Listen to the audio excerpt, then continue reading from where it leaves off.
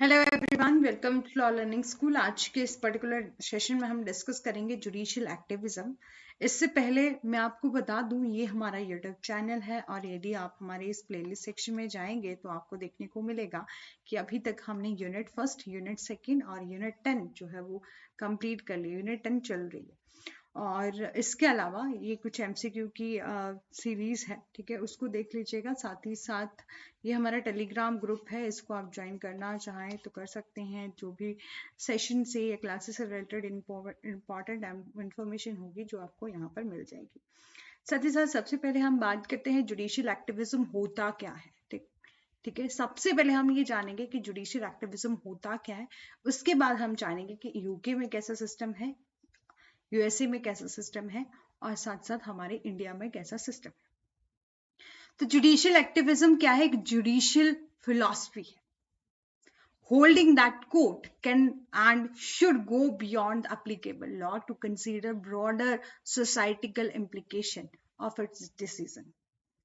कि बोला है कि जुडिशियल एक्टिविज्म है क्या? एक जुडिशियल फिलॉसफी है, ठीक है, जिसमें यह कहा गया कि जब भी कोर्ट्स अपना डिसीजन देंगी, यदि कहीं ऐसा मैटर है जो कि पब्लिक के वेलफेयर के लिए है, सोसाइटी के वेलफेयर के लिए, तो वो अपना डिसीजन देने के लिए एप्लीकेबल लॉ से जो है वो बाहर भी जा सकती है। ठीक है, कि कोर्ट्स अपने निर्णय के व्यापक सामाजिक प्रभावों पर विचार करने के लिए वह कानून से परे भी जा सकता है। ठीक है, फॉर एग्जाम्पल के लिए कि कोर्ट में कोई ऐसा मैटर आ गया जिससे रिलेटेड कोई लॉ जो है लेकिन उतना सेंस में जो वो है वो उसको अच्छे से डिसीजन नहीं दे पा रहा है वो लॉ, ठीक है, जिसकी सोसाइटी को जरूरत है, तो कोर्ट क्या कर सकता है? अपनी डिस्क्रिशनरी पावर का वहां पर यूज कर सकता है और पब्लिक के वेलफेयर के लिए एक ऐसा डिसीजन दे सकता है, भले ही वो लॉ से बाहर भी हो तो। ठीक है, कि ऐसा डिसीजन देने के लिए जो कि जनता के वेलफेयर के लिए हो, सोसाइटी के वेलफेयर के लिए हो, तो उसमें जो है वो लॉ से परे भी जा सकता है। ठीक है, it is sometime used as a antonym of judicial restraint। ठीक है, और इसके अलावा बोला है जजेस क्या करते हैं जब अपने डिसीजन को देते हैं, ठीक है, स्पेसिफिक डिसीजन को देते हैं, तो बोला यहाँ पर कि that activist are the controversial political issues. और क्वेश्चन हमेशा बना रहा है कि जुडिशियल एक्टिविज्म जो है वो क्लोजली रिलेटेड है किससे? जुडिशियल इंटरप्रिटेशन से और statutory interpretation and separation of power से। ठीक है, और ये बोला है कि जुडिशियल एक्टिविज्म जो है ना वो परफॉर्म नहीं करता है किसी भी हम ये नहीं बोलेंगे कि जुडिशियल एक्टिविज्म का ये मतलब है कि वो सेटल कर रहा है डिस्प्यूट को according with the constitution and other law of land जो भी है, नहीं, ये बोला है कोई परफॉर्मेंस ऑफ फंक्शन ऑफ नहीं है कि जो कि सेटल करती है डिस्प्यूट को और लॉ अकॉर्डिंग टू लॉ जो है वो उन डिस्प्यूट को सॉल्व करेगी। नो, यहां पर जुडिशियल एक्टिविज्म का ये मीनिंग है कि जब जुडिशरी एक प्रोएक्टिव रोल प्ले करती है अपने डिसीजन को देने के लिए कॉन्स्टिट्यूशन और लॉ ऑफ लैंड से जो है वो बाहर जाके, ठीक है, परे जाकर जो है अपना डिसीजन दे सकती है। ठीक है, इसमें ये नहीं कहा गया है न्यायिक सक्रियता जिसे हम हिंदी में कहते हैं, बोले इसका मतलब ये नहीं है कि देश में जो कानून है, ठीक है, उसके अकॉर्डिंग आप जो है वो डिस्प्यूट को सेटल कर रहे हो। नो, ये तब ये जुडिशियल एक्टिविज्म हम तब कहते हैं जब कोर्ट्स क्या करती है, जुडिशरी क्या करती है, उसको सॉल्व करने के लिए प्रोएक्टिव रोल प्ले करती है। ठीक है, proactive approach by the judiciary. ठीक है, और इसके अलावा हम बात करें जुडिशियल एक्टिविज्म रिफ्लेक्ट करता है ऐसी situation when judiciary come out of its sphere और अ ट्रेडिशनल रोल। यहां पर बोला है कि प्रोएक्टिव रोल रिफ्लेक्ट्स आपको तब देखने को मिलता है ऐसी सिचुएशन बट जब जुडिशरी जो है ना अपनी एरिया से, अपनी जुरिस्डिक्शन से, अपनी पावर, मतलब जिसको इतनी लिमिटेड पावर दी गई है उतना लॉ के अकॉर्डिंग उसको काम करना है, तो उससे बढ़कर मतलब उससे बाहर जाके वो अपना रोल प्ले करती है जब बात आती है लोगों के अधिकारों की और साथ ही साथ लोगों की स्वतंत्रता की सुरक्षा की जो है बात आती है। तो वो ऐसी पॉलिसीज बना सकती है कोर्ट और ऐसी गाइडलाइन दे सकती है जो कि क्या हो, प्रोटेक्ट करती है राइट और लिबर्टी ऑफ अ पीपल की। ठीक है, otherwise is with in the discretion of executive and legislature. ठीक है, जो कि अन्यथा कार्यपालिका और विधायिका के विवेक के भीतर है। ठीक है। ब्लैक लॉ डिक्शनरी में भी यही कहा गया है कि जुडिशियल एक्टिविज्म क्या है, एक फिलॉसफी है किसकी, जुडिशियल डिसीजन मेकिंग अथॉरिटी की, जहां पर जजेस क्या करते हैं, अपने पर्सनल व्यू से, अपने पर्सनल विचारों से जो है वो पॉलिसी बनाते हैं, किसके लिए, लोगों के वेलफेयर के लिए, among the other factor to guide their decision. ठीक है। इसके अलावा हम बात करें कि ओरिजिन कहां से हुआ है, कहां से डेवलपमेंट हुई है जुडिशियल एक्टिविज्म की, तो बोला है कि ये थ्योरी जुडिशियल एक्टिविज्म की है, ये इमर्ज हुई है कहां से, जुडिशियल रिव्यू के प्रोसेस से, जो कि कहां था, यूनाइटेड किंगडम में, कि सबसे पहले आपको यूनाइटेड किंगडम में न्यायिक समीक्षा की प्रक्रिया के दौरान जो है वो जुडिशियल एक्टिविज्म का कंसेप्ट निकल के आया है। ब्रिटिश कॉन्स्टिट्यूशन क्या है, एक एग्जांपल है अनरिटन कॉन्स्टिट्यूशन का, जो कि अलाउ करता है किसको, जुडिशियल एक्टिविज्म को। ठीक है। और कहीं ना कहीं ये जो अनरिटन कॉन्स्टिट्यूशन है ये क्रिएट करता है possibility of judicial review and judicial activism को। ठीक है। और इसके अलावा बात करें, कुछ एक केसेस हैं हमारे इंडिया के, उसको हम देखेंगे और उसके बाद हम डिस्कस करेंगे कि यूएसए में कैसा सिस्टम है, उसके बाद यूके में कैसा सिस्टम है। ठीक है। तो during the region and dominance of British court, supreme court function, जो सुप्रीम कोर्ट में ने एक तकनीकी लोकतांत्रिक अदालत के रूप में जो है कार्य किया है, और धीरे धीरे जो है वो एक जुडिशरी ने प्रोएक्टिव रोल प्ले किया है। ठीक है। किसी भी मामले में अलग अलग केसेस यहाँ पर आपको देखने को मिलेंगे। फर्स्ट केस है आपका, फर्स्ट लैंडमार्क केस आया था जुडिशियल एक्टिविज्म का। ठीक है। ए गोपालन वर्सेस स्टेट ऑफ मद्रास, 1950 का केस है, जहां पर, ठीक है, इस केस में क्या हुआ था, विच अ रिट पिटीशन जो है वो फाइल की गई थी, ये डिटरमाइन करने के लिए इसमें ये कहा, निर्धारित किया गया था कि जो रिट हम फाइल करते हैं, ठीक है, कि जो रिट फाइल करी गई है, दायर की गई है, वो ये कहती है कि बिना मुकदमे के, बिना विदाउट ट्रायल किसी को आप डिटेन करके रख रहे हो, तो ये क्या है, फंडामेंटल राइट का वायलेशन है, अंडर आर्टिकल 14, 19, 21 और 22 का क्या है, वायलेशन करता है। ठीक है। तो ये जुडिशियल एक्टिविज्म का एक पहला फर्स्ट लैंडमार्क केस था। इसके बाद, ठीक है, इसके बाद सुप्रीम कोर्ट ने ओपिनियन दिया था कि रिटन कॉन्स्टिट्यूशन कंटेन करता है अथॉरिटी ऑफ जुडिशियल रिव्यू। ठीक है। और साथ ही साथ एक और केस है, जैसे कि in the case of circle newspaper private limited, ठीक है, and versus union of India, 1962 का केस है। यहां पर गवर्नमेंट ने क्या किया था कि जो न्यूज़पेपर था, न्यूज़पेपर एक्ट 1956 के एक्ट के अनुसार ये बोला था कि जो न्यूज़पेपर होता है उसकी कीमत और नंबर ऑफ पेजेस के साथ जो है वो उन्होंने विनिमय करने की यहाँ पर मांग करी थी। तो कोर्ट ने ये फैसला सुनाया था कि जो न्यूज़पेपर होता है ना, वो अदर आपकी बिजनेस की तरह नहीं होता। ठीक है। न्यूज़पेपर क्या करता है, सर्व करता है और एक्सचेंज करता है आइडिया और इंफॉर्मेशन को। ठीक है। तो इसीलिए जो है वो यहाँ पर ये बोला गया था कि जो न्यूज़पेपर है, और डिसीजन जो दिया था, ये प्रोटेक्ट करता है किसको, फॉर द फ्री स्पीच। ठीक है। फ्री स्पीच फंड, आपको freedom of speech and an expression दिया गया है article 19 clause 1 sub clause A में। तो इसकी प्रोटेक्शन के बारे में यहाँ पर बताया गया था इस केस में। फिर ये केस है रिजर्वेशन पॉलिसी की। In this case Balaji versus state of Mysore का केस था। यहाँ पर सुप्रीम कोर्ट ने ये बोला था कि रीजन कि इकोनॉमिक बैकवर्डनेस जो है वो रूट है, root cause of social backwardness, कि यदि हमारी फाइनेंशियल कंडीशन किन्हीं लोगों की अच्छी नहीं होती तो वो ये बताएगी कि ये क्या है, सोशली बैकवर्ड लोग हैं। अब देखो कि लोगों के, जैसे कि हम लोग एक नॉर्मल फैमिली से बिलोंग करते हैं, तो यदि हमारी फाइनेंशियल कंडीशन इतनी अच्छी नहीं है तो कहीं ना कहीं हम सोशली भी तो बैकवर्ड रह रहे हैं ना।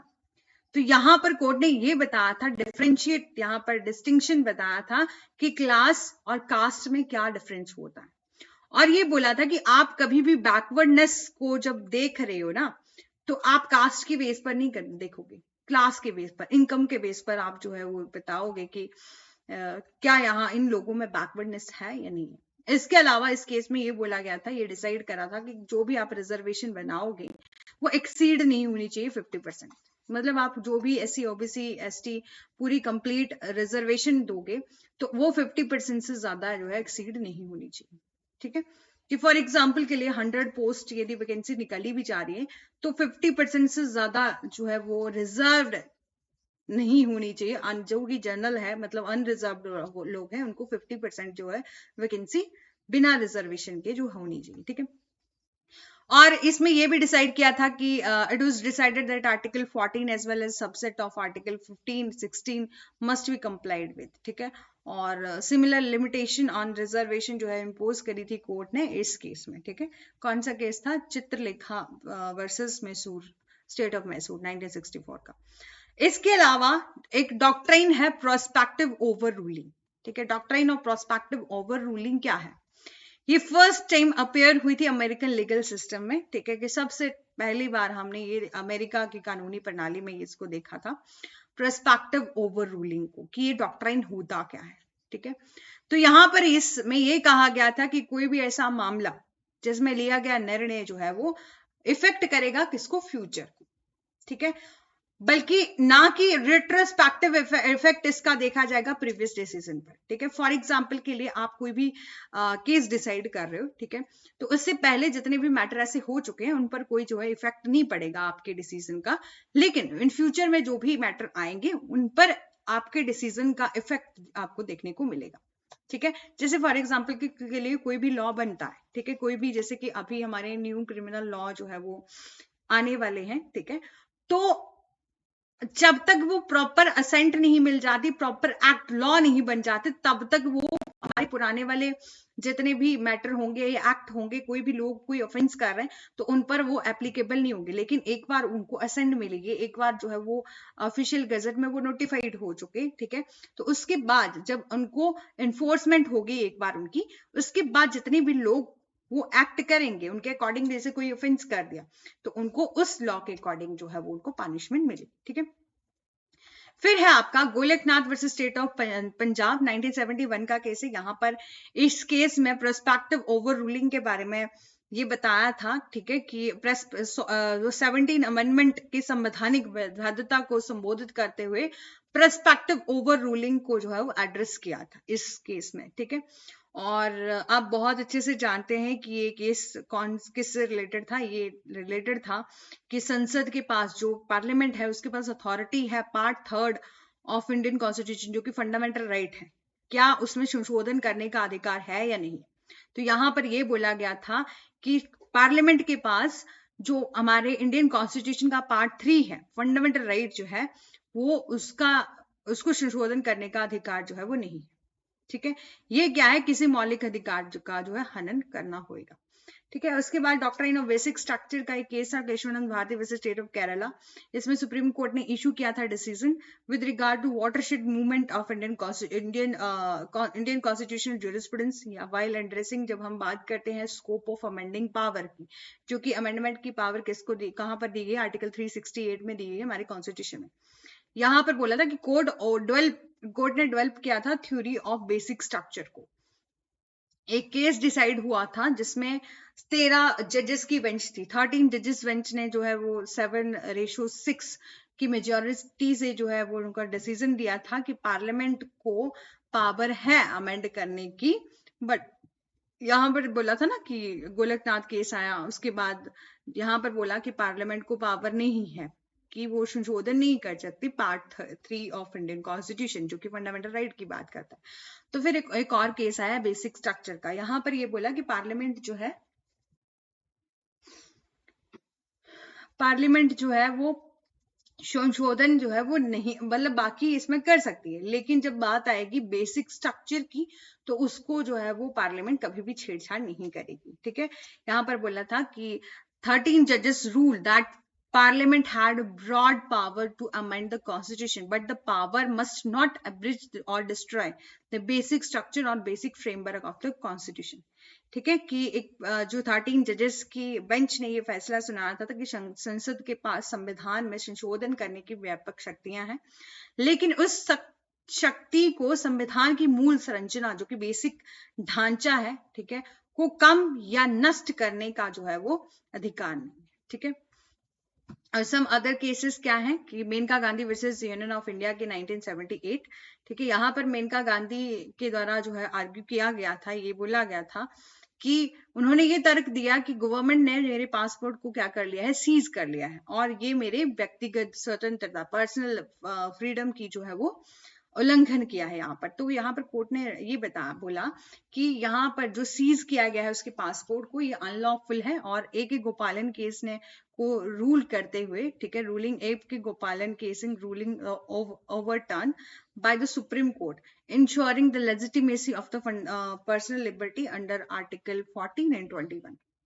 ठीक है, कि एक गोपालन के मामले में फैसले को सुप्रीम कोर्ट ने जो है वो पलट दिया, जिससे अनुच्छेद 14 और 21 के तहत जो है वो पर्सनल लिबर्टी की वैधता को सुनिश्चित किया गया। ठीक है, इसके अलावा मिनर्वा मिल केस आया था, mills case versus union of India 1980 में। यहाँ पर सुप्रीम कोर्ट ने रिजेक्ट किया था attempt by the government turn over the Keshavananda Bharati decision. ठीक है, और अमेंडमेंट का से रिलेटेड ये केस था। यहाँ पर बोला था कि अप्रतिबंधित शक्ति हड़पने के लिए सरकार के पास के प्रयास को खारिज कर दिया था। इसके परिणाम स्वरूप कोर्ट ने ये डिसीजन दिया। Court decided that judicial review क्या है, असेंशियल पार्ट है किसका, लीगल सिस्टम का।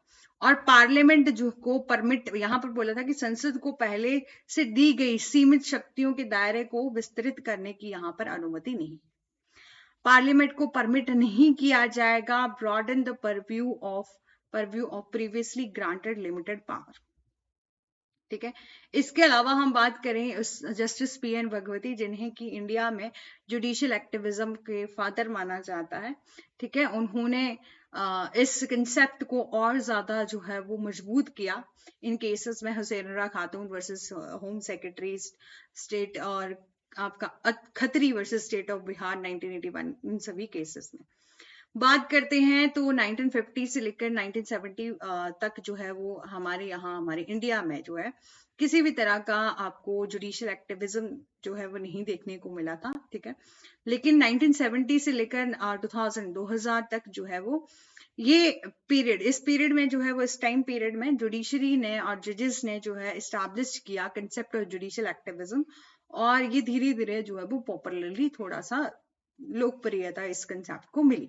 लेकिन 2000 से लेकर टिल नाउ की बात करें, अभी तक की बात करें, तो अभी जुडिशियल एक्टिविज्म का ये कंसेप्ट जो है वो जो है काफी ज्यादा flourish and touch various of aspect. ठीक है, but it has also been infested by judicial overreach. ठीक है, लेकिन जो है वो न्यायिक आंतरिक से जो है वो प्रभावित हुआ है। ठीक है, अब बात करें कि कॉन्स्टिट्यूशन में पावर है सुप्रीम कोर्ट को और हाई कोर्ट को। आर्टिकल 32 एंड 226 बोला है कि जब ऐसा मामला आएगा, फंडामेंटल राइट की यदि वायलेशन होगी, तो डायरेक्ट लोग क्या कर सकते हैं, आर्टिकल 32 में सुप्रीम कोर्ट में, आर्टिकल 226 में हाई कोर्ट को अप्रोच कर सकते हैं और अपनी फंडामेंटल राइट की इन्फोर्समेंट करवा सकते हैं। ठीक है, और बोला है कि judicial activism is a practice of using court authority to examine state action according to article 32 and 226 of Indian constitution.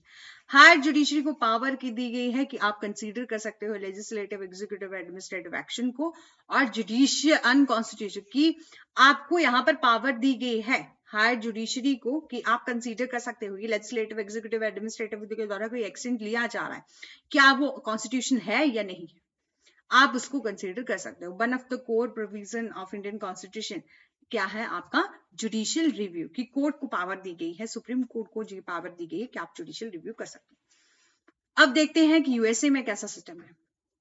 तो बोला है कि यूनाइटेड स्टेट के लीगल सिस्टम में जो है वो अक्सर इस कंसेप्ट की, जुडिशियल एक्टिविज्म की आपको चर्चा होती, आपने देखी होगी, डिस्कस किया है यहाँ पर कई बार कि जुडिशियल एक्टिविज्म किस तरह का है और इसको अप्लाई किस तरह से किया जाता है, क्या रोल रहता है। तो यहाँ पर बोला है कि जजेस जो है वो इंटरप्रेट करते हैं और अप्लाई करते हैं लॉ को in the way that advance their own personal belief and values. ठीक है, कि कई बार यहाँ के जो न्यायाधीश हैं और क्या करते हैं, कानून की व्याख्या भी करते हैं और कानून को लागू भी करते हैं। ठीक है, और इसी तरह से वहां पर जो है वो एस्टैब्लिश्ड हुआ है लीगल प्रेसिडेंट और लीगल इंटेंट। ठीक है, और या अपनी पर्सनल बिलीफ और वैल्यूज के बेस पर जो क्या करते हैं, लॉ को एप्लीकेबल करते हैं और लॉ को जो है वो इंटरप्रेट भी करते हैं। ठीक है। और this is a complex and some time controversial issue रहता है, डिफरेंट ओपिनियन आपको देखने को मिलेंगे, और हम इसको वन बाय वन यहाँ पर डिस्कस करते हैं कि किस तरह का सिस्टम। की पॉइंट क्या है? फर्स्ट है आपका interpretation of constitution.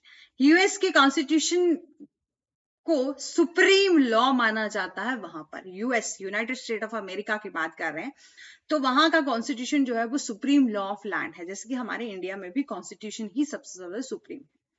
And interpretation is a fundamental duty है किसकी? जुडिशरी की। जुडिशरी को आप ड्यूटी दी गई है कि आपकी फंडामेंटल ड्यूटी है कि आप इंटरप्रिटेशन करोगे, ठीक है। और जजेस जो है वो अडॉप्ट कर सकते हैं डिफरेंट अप्रोच जब बात करते हैं इंटरप्रिटेशन, इंटरप्रिटेटिंग द कॉन्स्टिट्यूशन की। Sometimes strictly to original attend the framer, यहां पर बोला है कि जिसमें जो है वो आपको सख्त स्ट्रिक्ट कंस्ट्रक्शनिज्म या आपके ओरिजिनलिज्म के रूप में जो है वो जाना जाता है। और इन आर्ग्यूमेंट का या कॉन्स्टिट्यूशन के मीनिंग का यहाँ पर बोला है कि उसको इंटरप्रेट करने का सख्ती से जो है वो पालन किया जाता है। इसी तरह से जो है वो जुडिशियल एक्टिविज्म वहां पर देखने को मिलता है। अब बात करते हैं कि रोल ऑफ कोर्ट वहां पर किस तरह का रहता है। तो बोला है कि role of judiciary in USA की बात करें तो यहाँ पर बोला कि सिर्फ और सिर्फ यहाँ के जुडिशरी को सिर्फ यही नहीं बोला कि आप जो है वो लॉ को अप्लाई करो, बट ऑल्सो इंटरप्रेट करने के लिए भी बोला गया। जजेस जो है वो इंटरप्रेट करते हैं लॉ को ब्रॉडली, ताकि प्रोटेक्ट किया जा सके इंडिविजुअल के राइट को, और प्रोटेक्ट किया जा सके सर्टेन पॉलिटिकल और सोशल वैल्यूज को, ठीक है। तो इस तरह से हम देखते हैं कि वहां पर जुडिशियल एक्टिविज्म का रूप जो है वो बहुत अच्छे से जो है हमें देखने को मिलता है, ठीक है। फिर है कंट्रोवर्शियल केस, कि कभी ऐसा हो जाए कि वहां पर कोई ऐसा कंट्रोवर्शियल केस आ गया जैसे कि अलग जिसका इम्पैक्ट जो है सोसाइटी पर जो है बहुत ज्यादा हो, ठीक है। तब भी क्या करता है जुडिशियल ऑफिसर वहां के क्या करते हैं, लैंडमार्क केसेस को सुनते हैं जब, ठीक है, तो वहां पर जुडिशियल एक्टिविज्म देखने को मिलता है। हमने पहले भी बात करी है कि जुडिशियल एक्टिविज्म होता क्या है। जब जुडिशरी या जो डिसीजन मेकिंग अथॉरिटी यानी कि जुडिशरी क्या करती है, अपनी केस को डिसाइड करने के लिए क्या करते हैं, लॉ से बाहर जाके, मतलब एक थोड़ा सा डिस्क्रिशनरी पावर का यूज करके लोगों के राइट्स को जो है वो प्रोटेक्ट करते हैं, वो होता है जुडिशियल एक्टिविज्म। और इसी तरह से बोला है कि वहां पर भी कोई ऐसा कंट्रोवर्शियल केस आ जाए जिसका रिलेशन सीधा ही किससे, जिसका इम्पैक्ट सीधा ही सोसाइटी पर है, तो वहां पर क्या किया जाता है, जुडिशियल एक्टिविज्म का प्रोएक्टिव रोल रहता है, ठीक है।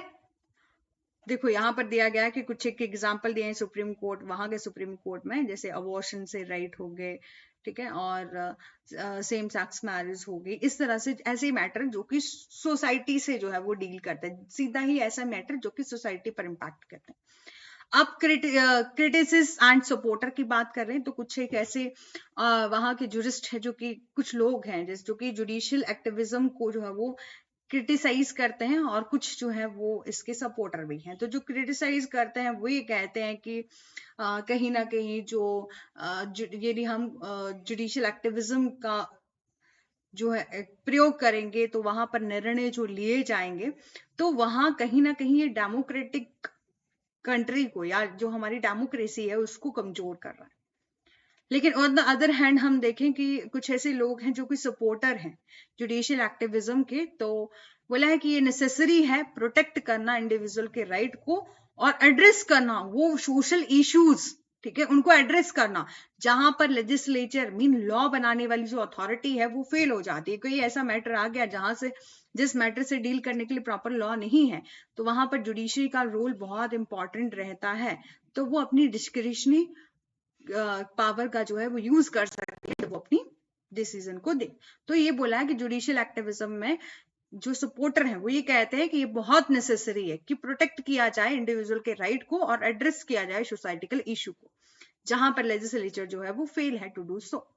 अब बैलेंस ऑफ पावर, ये बोला है कि ये जो जुडिशियल एक्टिविज्म का ये रोल रहता है वो क्यों रहता है, ताकि चेक किया जा सके और बैलेंस बनाया जा सके, ऐसा is a fundamental to the US government, ठीक है। वाइल हम बात करें जुडिशियल एक्टिविज्म, ठीक है, तो आपको देखने को मिलता है कि वहां पर एज सीन वो इसलिए होता है कि ताकि चेक किया जा सके लेजिस्लेटिव और एग्जीक्यूटिव ब्रांचेस पर, ठीक है, कि वो अपनी पावर का सही से यूज कर रही हैं या नहीं कर रही। और अथॉरिटीज जो भी अपनी पॉलिसीज वगैरह बना रही है तो वो सही से बना रही है या नहीं बना रही है। अब बात करेंगे इवोल्यूशन ऑफ लीगल स्टैंडर्ड की, ठीक है।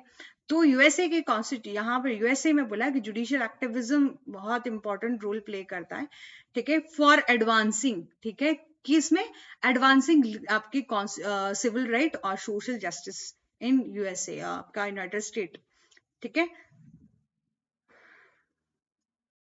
ताकि बोला है क्या किया जा सके, इन इक्वालिटी को खत्म किया जा सके और डिस्क्रिमिनेशन जो भी हो रहा है उसको भी समाप्त किया जा सके, ठीक है। इस तरह से वहां पर इवॉल्व हुआ है लीगल स्टैंड, ठीक है, कि यहाँ पर जुडिशरी का बहुत इंपॉर्टेंट रोल रहता है। जुडिशियल एक्टिविज्म जो है वो बहुत इंपॉर्टेंट रोल रहता है ताकि एडवांस किया जाए, advancing civil right and social justice in the united state, ठीक है। बात करेंगे कि चेंजिंग कोर्ट कॉम्पोजिशन, तो यहां पर बोला गया है कि आइडियोलॉजी क्या है जजेस की एंड जस्टिस की, जो कि अपॉइंट किए जाते हैं to the federal court, specially supreme court, can significantly influence in the level of judicial activism, ठीक है।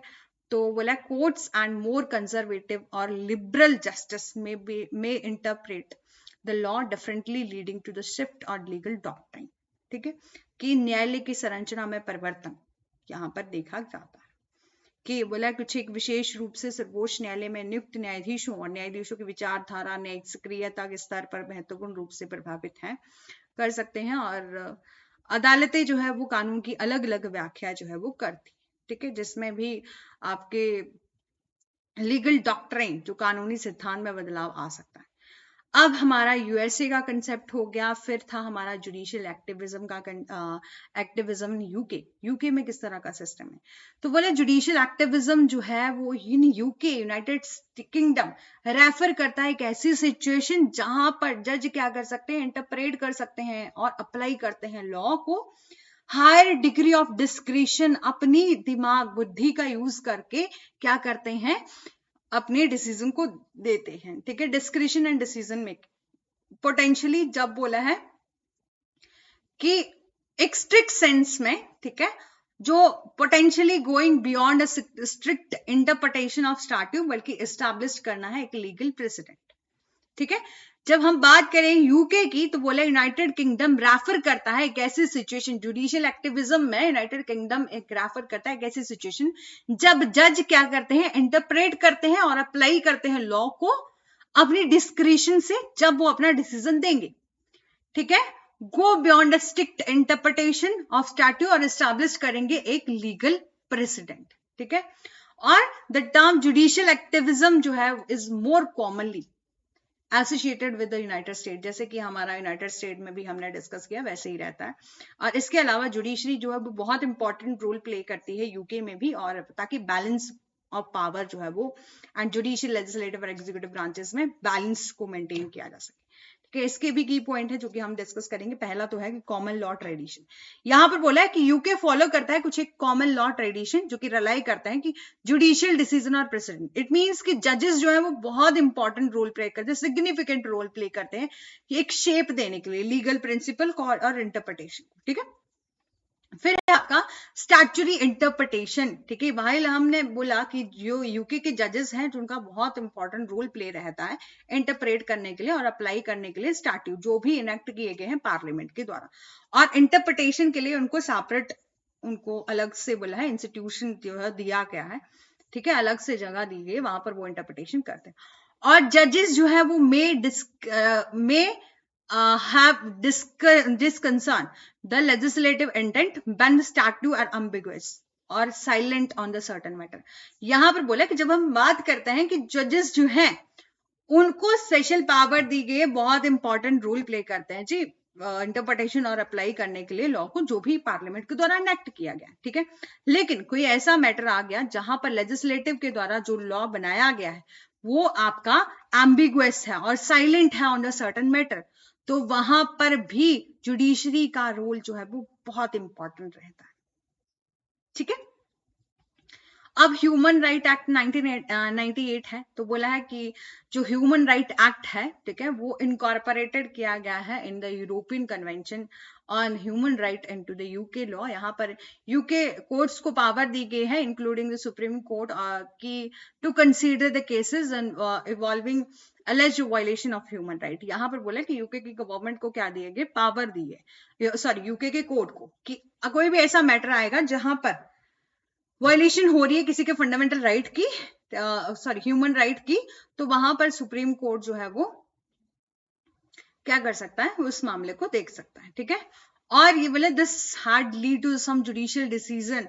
आपने देखे होंगे एक्टिविस्ट, वहां पर जुडिशरी का बहुत इंपॉर्टेंट रोल प्ले रहता है, और जुडिशरी जो है वो प्रोएक्टिव रोल प्ले करती है जहां पर सिविल लिबर्टी और इंडिविजुअल के राइट की बात आ जाए, ठीक है, कि ऐसे केसेस हैं जो कि रिलेट करते हैं सिविल लिबर्टी से और इंडिविजुअल के राइट्स।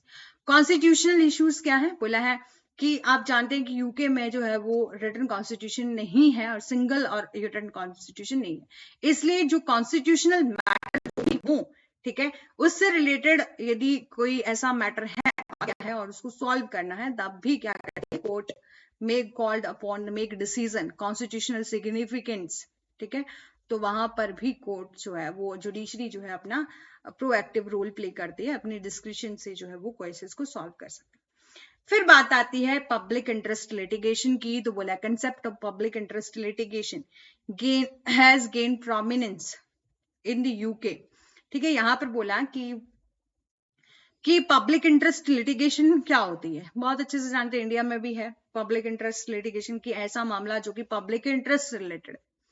तो यहाँ पर बोला कि प्रोमिनेंट आपको यहाँ पर देखा जा सकता, प्रमुखता देखी जा सकती है जनहित याचिका की, ठीक है, पब्लिक इंटरेस्ट लिटिगेशन की, जहां पर यूके को अलाउ, मतलब यूके अलाउइंग, जो यूके की गवर्नमेंट है वो अलाउ करती है, वहां के कोर्ट से अलाउ करते हैं कि कोई भी इंडिविजुअल और ऑर्गेनाइजेशन जब बात आएगी पब्लिक राइट की, ठीक है, और चैलेंज करना होगा गवर्नमेंट के एक्शन को, तो आप पब्लिक इंटरेस्ट लिटिगेशन के माध्यम से जो है वो एक्शन ले सकते हो, ठीक है, तो वहां पर उसको फाइल कर सकते हो, ठीक है। और some views this is form of judicial review activism as its result, इसका रिजल्ट क्या होगा कि इसके कोर्ट का जब डिसीजन आएगा वो इम्पैक्ट करेगा क्या, गवर्नमेंट पॉलिसीज को, ठीक है। साथ ही साथ जुडिशियल रिव्यू की भी यहाँ पर पावर दी गई, तो बोला है कि जुडिशियल रिव्यूज इंपॉर्टेंट एस्पेक्ट है यूके के लीगल सिस्टम का, ये अलाउ करता है कोर्ट को कि आप रिव्यू करो जो भी गवर्नमेंट के एक्शन लिए जा रहे हैं, जो भी एक्शन लिए जा रहे हैं, गवर्नमेंट के डिसीजन लिए जा रहे हैं, जो भी पॉलिसीज बना रही, आप उन पर एक्शन करो, क्या वो सही लिए जा रहे हैं या नहीं लिए जा रहे हैं। और while this is not necessary, यदि नेसेसरी नहीं है तो, ठीक है, नेसेसरी नहीं है a form of activism, it can result in a court striking down and requiring challenge और गवर्नमेंट एक्शन। तो इसके परिणाम स्वरूप क्या कर सकते हैं, कोर्ट्स इसको रद्द कर सकती है, इनके जो एक्शन लिए गए उनको रद्द कर सकती है, और उन्हें चेंजेस भी कर सकती है, उसको इंटरप्रेट भी कर सकती है दोबारा से, ठीक है। इसके अलावा बात करें कि बैलेंसिंग एक्ट, यहाँ पर बोला कि जजेस इन यूके की बात करें तो इसका काम क्या होता है कि बैलेंस मेंटेन रखना, ठीक है, जब बात आएगी इंडिविजुअल के राइट को प्रोटेक्ट करना है, रिस्पेक्टिवली पार्लियामेंट सॉवरेनिटी को आपको प्रोटेक्ट करना है, तो वहां पर बैलेंस बनाना जो है वो ये जुडिशरी जजेस इन यूके जो है वो काफी ज्यादा रोल प्ले करते हैं, ठीक है। अब बात करते हैं इंडिया की, ठीक है, तो आई होप आपको यहाँ तक समझ आ गया होगा यूएसए और यूके का किस तरह से सिस्टम है। अब बात करते हैं इंडिया में किस तरह से सिस्टम है। ये सारे कंसेप्ट कंपैरेटिव पब्लिक लॉ के थोड़े से न्यू इसलिए रहते हैं क्योंकि अभी तक आपने अपनी लॉ स्कूल में जो है वो कंपैरेटिव पब्लिक लॉ को नहीं पढ़ा होगा, तो थोड़ा सा जो है वो आपको डिफिकल्ट लग सकता है, लेकिन यकीन मानिए यदि आप इस सेशन को यदि एक बार देखते हैं और दूसरी बार 2x की स्पीड से भी देखते हैं तो आपको बहुत अच्छे से समझ आ जाएगा, ठीक है। तो अब बात करें जुडिशियल एक्टिविज्म इन इंडिया, तो यहाँ पर बोले जुडिशियल एक्टिविज्म इंडिया जो है वो रेफर करता है ऐसी सिचुएशन जहां पर जुडिशरी पार्टिकुलरली सुप्रीम कोर्ट और हाई कोर्ट एक्टिवली इंटरप्रेट करते हैं और शेप, मतलब एक एक्टिवली इंटरप्रेट करते हैं पब्लिक पॉलिसी के द्वारा, ठीक है। और बोला है कि कोई ऐसे मामले आ जाते हैं जहां पर सोशल, इकोनॉमिक, पॉलिटिकल इशू होते हैं, उनको एड्रेस करना होता है, तो जो जुडिशरी का बहुत इंपॉर्टेंट रूल रहता है वो भी हायर जुडिशरी का, ठीक है, पर्टिकुलरली सुप्रीम कोर्ट और हायर कोर्ट की बात करेंगे। ये इन्वॉल्व करता है कि कोर्ट की willingness to expand the jurisdiction, कि जब क्या हो कि मौलिक अधिकारों की रक्षा, कानून के शासन को लागू करने के लिए, सार्वजनिक चिंता के मामले को संबोधित करने के लिए अपने अधिकार क्षेत्र, जितनी उनको जुरिस्डिक्शन दी गई है ना, उससे बाहर जाके, मतलब उससे जो है वो एक्सेस में अपनी पावर का यूज कर सकता है जब बात आएगी लोगों के फंडामेंटल राइट्स की, और उनको प्रोटेक्ट करना होगा, इन्फोर्समेंट करना होगा, रूल ऑफ लॉ का, और एड्रेस करना होगा ऐसा पब्लिक मैटर, ठीक है। तो हियर आर सम की पॉइंट हैं जो कि अभी हम डिस्कस करेंगे। तो सबसे पहले क्या है, पब्लिक इंटरेस्ट लिटिगेशन है। हमारे इंडिया में तो आप बहुत अच्छे से जानते हैं कि पब्लिक इंटरेस्ट लिटिगेशन किस तरह से रहता है। तो बोले one of the primary mechanism है जब जुडिशियली एक्टिविज्म की पावर जो है वो एक्सरसाइज करती है इन इंडिया में थ्रू द पीआईएल।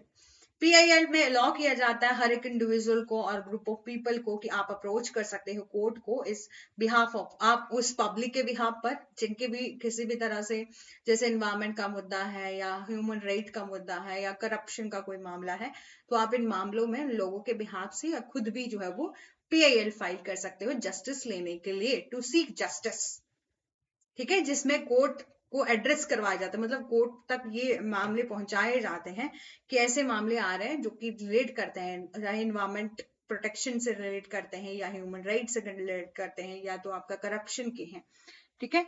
और इसके अलावा प्रोटेक्शन ऑफ फंडामेंटल राइट, आप बहुत अच्छे से जानते हैं कि जब भी किसी पर्सन के फंडामेंटल राइट की वायलेशन होती है तो डायरेक्ट आप high court and supreme court में जा सकते हो। आर्टिकल 32 में जो है सुप्रीम कोर्ट एंड 226 में हाई कोर्ट में जा सकते हैं। तो यहाँ पर बोला इंडियन कोर्ट का बहुत इंपॉर्टेंट रोल प्ले करता है जब रहता है, जो जुडिशरी है वो प्रोएक्टिव रोल प्ले करती है जब बात आएगी सेफ गार्ड करना होगा फंडामेंटल राइट को, जो कि इंशाइन किए गए, जो कि हमारे कॉन्स्टिट्यूशन में दिए गए, जैसे कि हमारा right to life and personal liberty, right to equality, freedom of speech and expression, ये सब राइट यदि उनको प्रोटेक्ट करना होता है तो इंडियन जुडिशरी का बहुत इंपॉर्टेंट रोल प्ले रहता है, ठीक है। लैंडमार्क केसेस आपको देखने को मिले हैं, Keshavananda Bharati versus state of Kerala, Maneka Gandhi versus union of India. तो इन सभी केसेस में जो है एक्सपांड किया गया था scope and protection of these right को, ठीक है।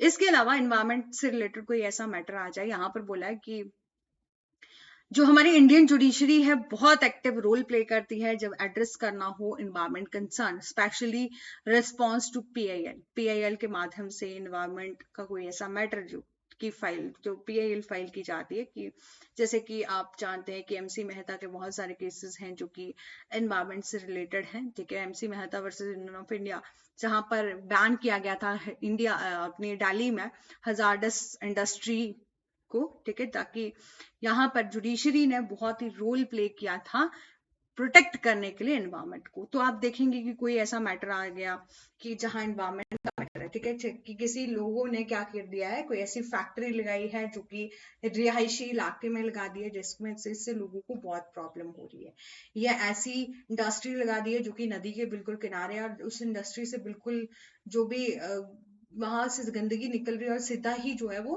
कहाँ जा रही है, सीधा नदी में जा रही है, जिससे नदी का पानी बहुत खराब हो रहा है, या ऐसी कोई भी पब्लिक के मैटर जो कि इन्वायरमेंट से रिलेट करते हैं, तो वहां पर जुडिशरी का बहुत इंपॉर्टेंट रोल रहता है।